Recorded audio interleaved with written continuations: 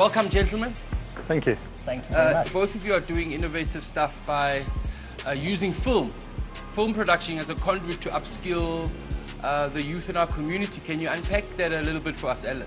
Basically what we've done is we've employed a production model where we use professionals to execute the production of the movie, but within every department we place a trainee. So we've been working quite a lot in Dipsford over the last couple of years, and we did the production here. We got a whole bunch of guys to come for interviews, people who are interested in being in the film industry, and essentially gave them an opportunity to work, placed them in different departments. I didn't have any experience about art department, so I would say I did benefit a lot from Voices of Faith. The bigger idea is that we complete 3 or 4 movies within a certain community and get the same guys to work and grow their experience through that, and ultimately at the end of it have enough skills to either join the industry in the mainstream or have enough skills to actually create their own content which they can then sell and make money for themselves. I learned a lot. It was a very powerful learning tool for me.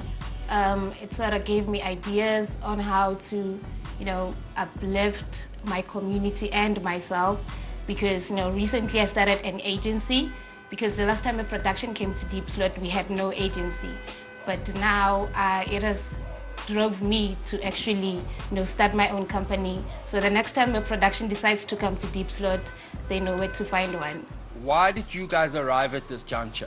It was really a meeting of the minds. We have been in the industry for a long time. The barriers to the industry are huge, which we feeling, and then we feel that people living in places like Diepsloot, the barriers are really enormous. So we started getting together and we want to build the industry in South Africa. That's what we want to do. Mm-hmm. What is the uptake in this community? Did you guys, just cast the net out wide, or were there specific people in this community interested in the film business? You always find a lot of people, little film hubs, and actually guys who registered their own production houses, and they're doing wedding videos and sometimes making their own features and stuff.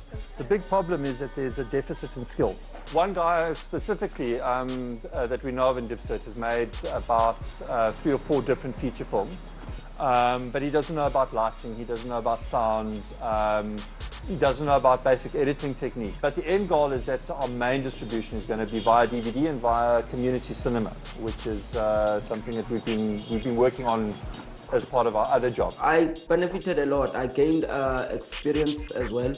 I got the chance to work with new people, new directors, and as well as being able to have gained an agency after the shoot as well. So I've gained a lot experience at large. Chris, through your endeavors, what else would you like to achieve? So one of the things that we're working on is to build up a strong hub of script writers that can take stories, that can assist people to become proper film script writers, so that we can translate the amazing stories, the brilliant, hard-hitting stuff that we know into real movies. And I think that's the crux. Gentlemen, what you've undertaken is a tough ask. What would you like to say to your peers? The one nice thing about this industry is that it becomes lifestyle. So our peers are always looking for opportunities to get involved. It might not be a permanent thing. Sure. So people are keen to get involved. What we want to do is we want to try and change the face of that. It's business, and you can be socially cohesive.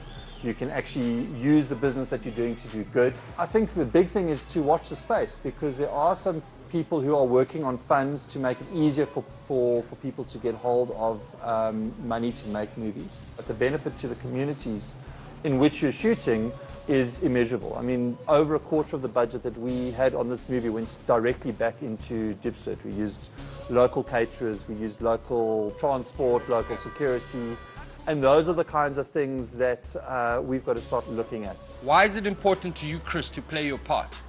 One of the biggest things we need in the country are jobs. This is an industry that we can really stimulate and create a lot of jobs in. It's not just going to be us, it takes a lot of people to do that. But by starting from the ground up, we can really stimulate the industry, and I think that's important. Gentlemen, any success stories from your project? we had a couple of guys who worked as trainees, and their HODs actually were so impressed with their work ethic and with how quickly they learned, they've taken them on to other jobs. With the experience that I have, I figured that it's not enough, but if I end up working with who I'm working with right now and being able to have a business at the end of this, then yeah, it would be cool. From an acting point of view, because what we did also is all the leads were professionals, but about 40% of the support cast were street casting from Diepsloot.